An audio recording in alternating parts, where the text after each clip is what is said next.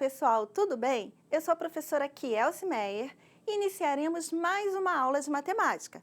Hoje falaremos um pouquinho sobre funções. A aula de hoje terá como cenário uma escola.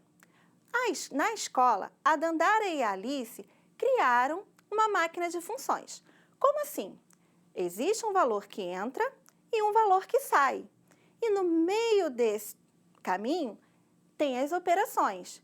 Ah, professora, muito complicado isso. Não é não. Vamos ver exatamente no slide. Observe a máquina. Você tem a entrada. Elas colocaram duas condições. Entra o número, triplica, depois soma e sai o resultado.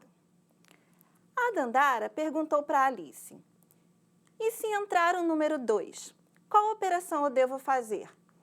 Bom, se vai triplicar, nós vamos ter 2 vezes 3, que é 6.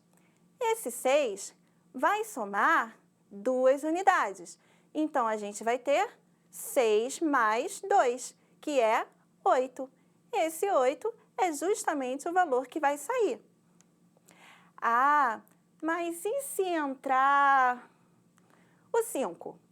Da mesma forma que fizemos com o 2, a gente vai triplicar o 5. Então, a gente vai ter a operação 5 vezes 3, que é 15. Esse 15 vai somar 2 unidades.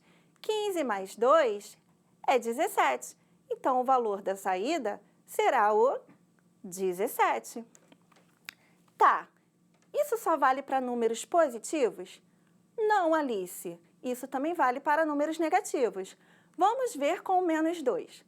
Se entrar o menos 2, eu vou triplicar.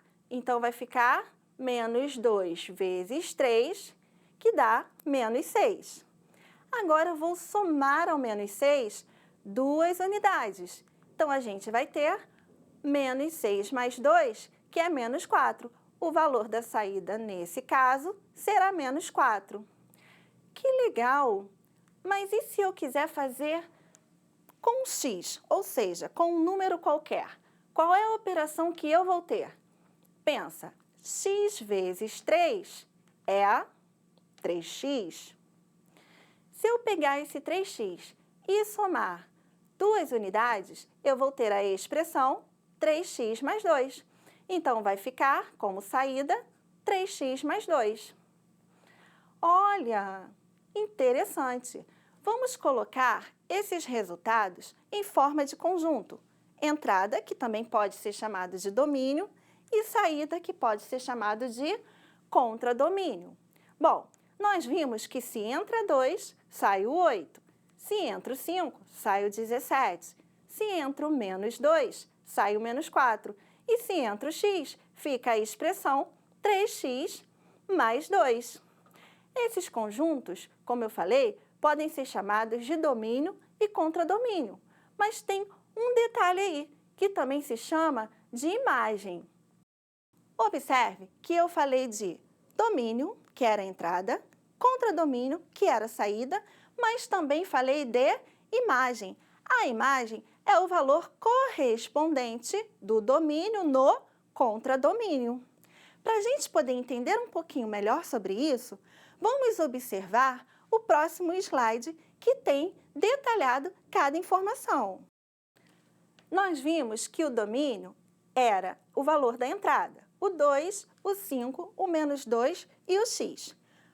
O contradomínio é um conjunto que tem vários valores. Onde o domínio chega é o que a gente chama de imagem. Então, nesse caso, a imagem eram os valores da saída. Lembrando que, na função, nós temos uma relação de dependência. E aí, a imagem sempre vai ser o valor que está chegando, o domínio. Olha, agora, ao sair da escola, a Dandara e a Alice decidiram comprar alguns cadernos. Cada caderno custa R$4. Elas querem saber quanto pagarão de acordo com a quantidade de cadernos comprados. A Dandara, como ela é bem esperta, falou: Alice, vamos montar uma tabela. Ao colocar a quantidade de cadernos, a gente descobre o valor pago. Se eu comprar um caderno, eu vou fazer qual conta? R$ 4,00 vezes 1. Então, eu vou ter como valor pago o 4. Se eu comprar 2 cadernos, eu vou ter a conta 4 vezes 2. Então, eu pagarei R$ 8,00. Se eu comprar 3 cadernos, eu vou ter a conta 4 vezes 3. Pagarei R$ 12,00. E se eu comprar 4 cadernos? Seguindo a mesma lógica, 4 vezes 4, que dá 16. Tá, vamos generalizar então. Se eu comprar X cadernos, uma quantidade que eu não conheço, eu vou ter X vezes 4, que equivale a 4x. Ah, entendi. Mas dá para representar essa situação em forma de diagrama também? Dá sim. A quantidade de cadernos representa o domínio. O valor pago representa o contradomínio. Nesse caso, o contradomínio vai ser igual à própria imagem. Então, nós vimos que o 1 está ligado ao 4, o 2 está ligado ao 8, o 3 ao 12, o 4 ao 16 e o x ao 4x. Nós acabamos de ver 2 casos que representam funções. Mas será que toda relação representa uma função? Agora, vamos observar um caso em que a gente pode escrever em forma de tabela, mas que não vai ser função, porque não há uma dependência. Observe o próximo slide. A Dandara e a Alice, elas decidiram fazer uma pesquisa com os colegas e anotar a idade e a altura relacionada a cada um. Do André, elas viram que ele tinha 14 anos e 1,65 m. A Amanda já tem 14 anos, mais 1,60 m. O Bruno tem 15 anos, 1,70 m. E a Brenda tem 15 anos e 1,58 m. Elas começaram a observar os dados e pensaram: não existe uma relação de dependência aí, porque o André tem 14 anos, tem 1,65 m. A Amanda também tem 14 anos, mas mede 1,60 m. Não sei não, hein? Acho que não vai ter um caso de função. Para a gente poder observar melhor, vamos colocar essa representação em diagramas. A idade seria o domínio, a altura seria o contradomínio, caso fosse função. Mas olha o que está acontecendo. O 14, ele vai no 1,65 e no 1,60. O 15, ele vai no 1,70 e no 1,58.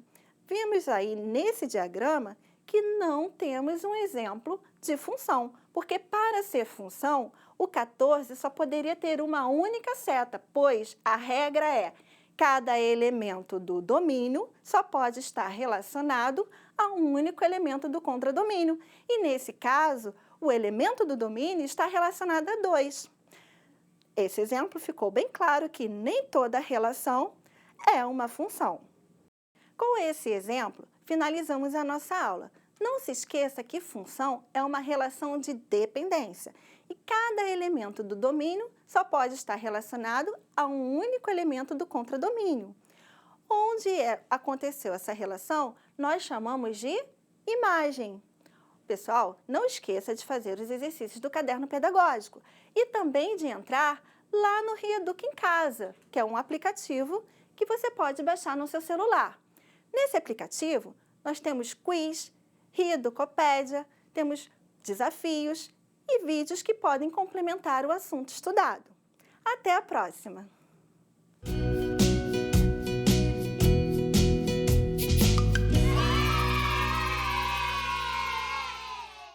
Minha memória de infância acontece na casa da minha avó. São muitas lembranças gostosas. Por exemplo, o amor às plantas. Eu tenho certeza que hoje eu adoro as plantas dentro de casa, porque toda vez que eu chegava lá, tinham muitas plantas decorando o ambiente. Além disso, tinha sempre bolo, aquele tempero gostoso na comida. Ai, quanta coisa gostosa fica na minha memória. E as festas no Dia das Crianças? Ela sempre fazia questão de montar um mesão com bastante guloseima para os netos. Que saudades da minha avó! Quantas lembranças gostosas estão na minha mente e no meu coração. Como parte da memória, eu tenho algumas fotos. Escolhi 3 que representam momentos felizes. Uma foi quando eu ganhei um bolo que toca parecido com um pianinho. E esse bolo era um desejo, um sonho meu que foi realizado através da minha avó. Na outra foto, tem um momento em que a gente estava se organizando para uma festa, um aniversário da família. E aqui estão as guloseimas do Dia das Crianças. Todo ano era ponto marcado a casa dela. As crianças da família, as crianças da rua ficavam esperando aquele mesão com guloseimas para comemorar o Dia das Crianças.